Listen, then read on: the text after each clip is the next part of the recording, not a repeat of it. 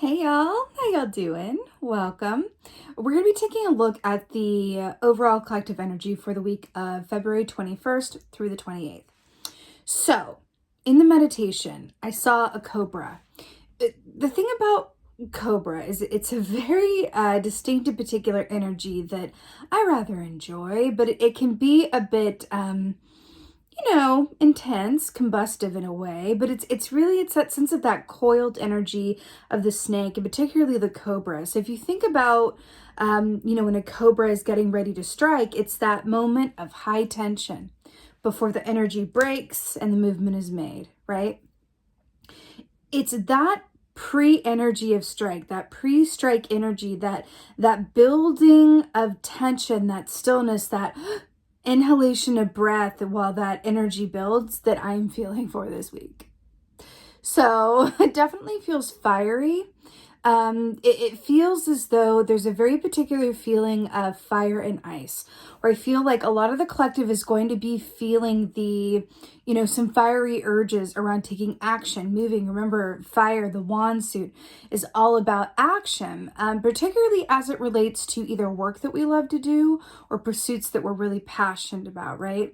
So I do feel like there's this energy of that building up, but I feel like there's the medicine around it or the advice around it is ice, where it's like, cool it just a bit. It's not quite time yet. Let's just cool on our heels.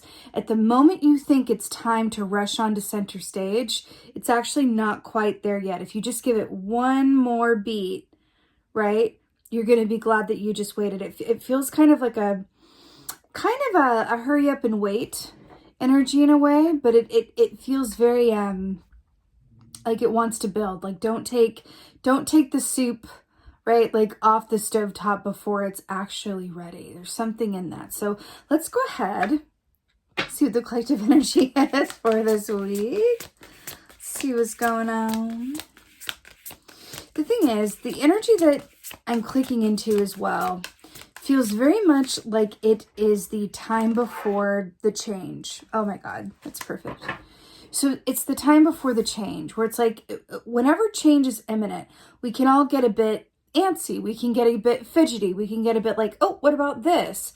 So I'm really getting this call to just slow it down just a bit. And it's not about slowing it down in terms of Four of Swords, like really going to bed and being sleepy. That's because we're feeling those, first movements of, moving towards the spring equinox here, right? Which is right and natural, at least in the Northern Hemisphere, right?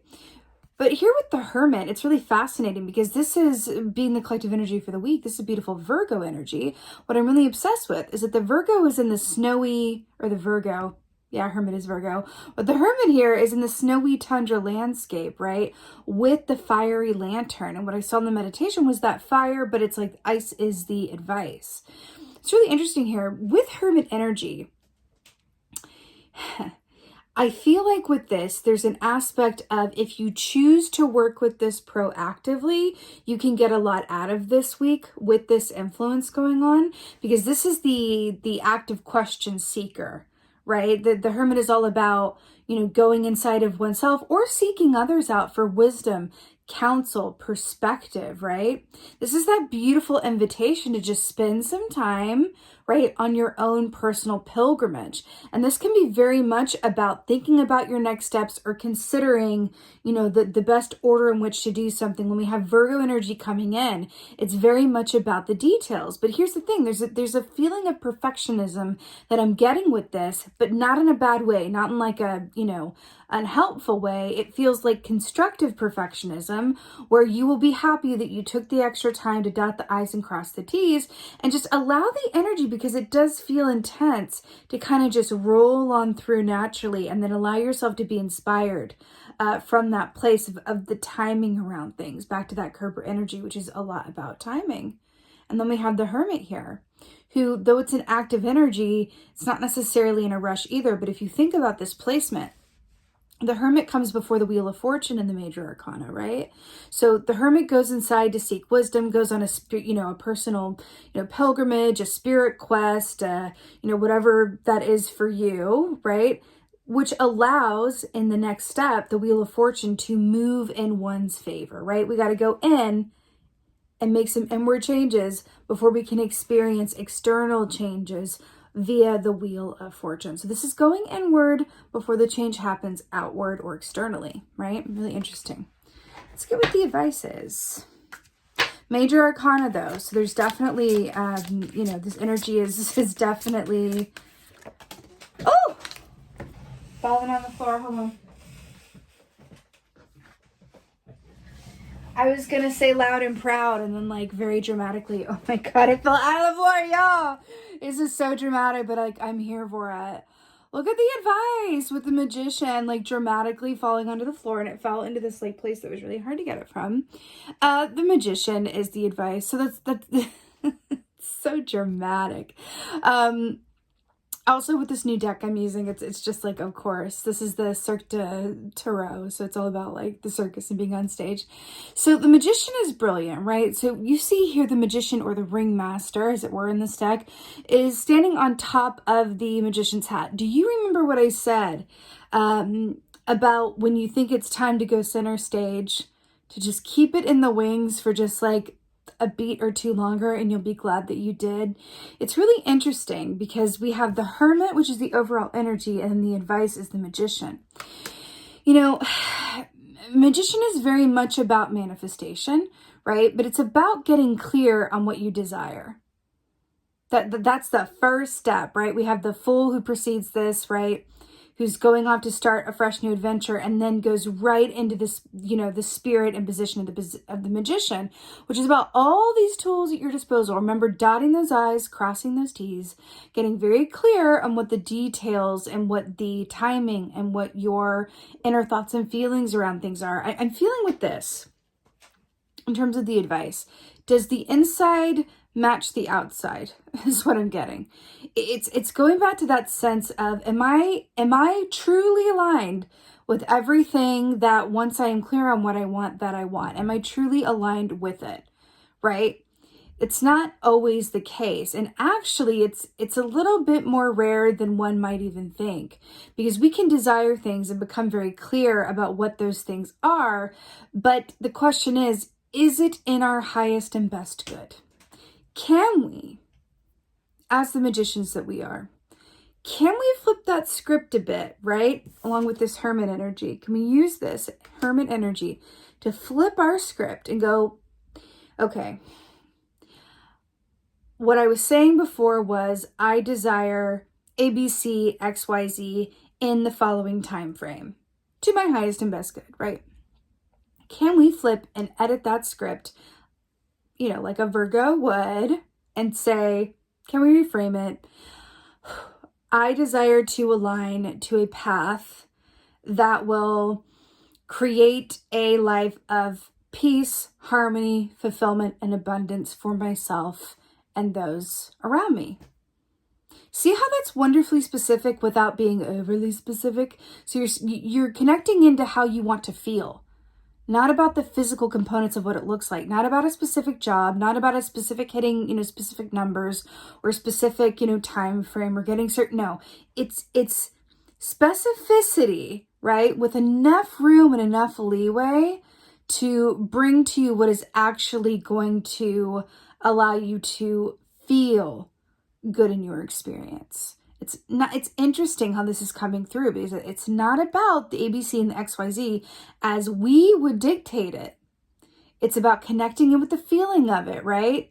And then allowing that to come through without any expectation about what that may look like or what time frame that may come in, right? Do you ever hear people who are quite successful? I've noticed this a lot. It's a pattern, right? Well, they say, if you had told me 5 years ago that I'd be a best-selling, you know, New York Times best-selling author, be with the love of my life, and be living, you know, on the coast and waking up every morning to see the ocean, I would have told you you were crazy. Those things.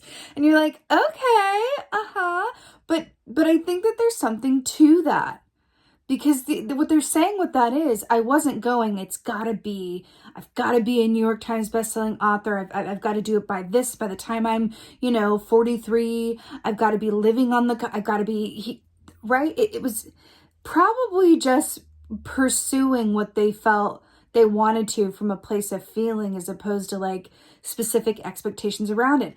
Open it up just enough to allow yourself to be surprised, and maybe it'll come through exactly as you had imagined it, but really if you focus on the feeling, you could be in store for more, for bigger, for better than you yourself are even capable of, you know, imagining or coming through the details in a certain way that may be restricting you from something even better, right? Really interesting how this is coming through.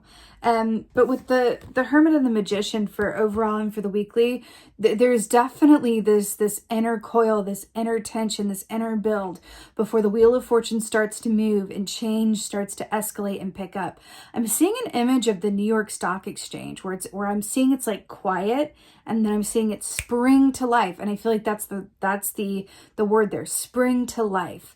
I feel like as we move forward towards the spring equinox, especially after the spring equinox, which comes on the 21st of March, things are going to be moving in a really new but very forward way. And we could be even going like, whoa, like, let me catch my breath a bit. So really allow yourself as much as possible to really consider the feeling that you want to manifest and imagine yourself into that place from a feeling standpoint. Imagine feeling peace. Imagine feeling loved.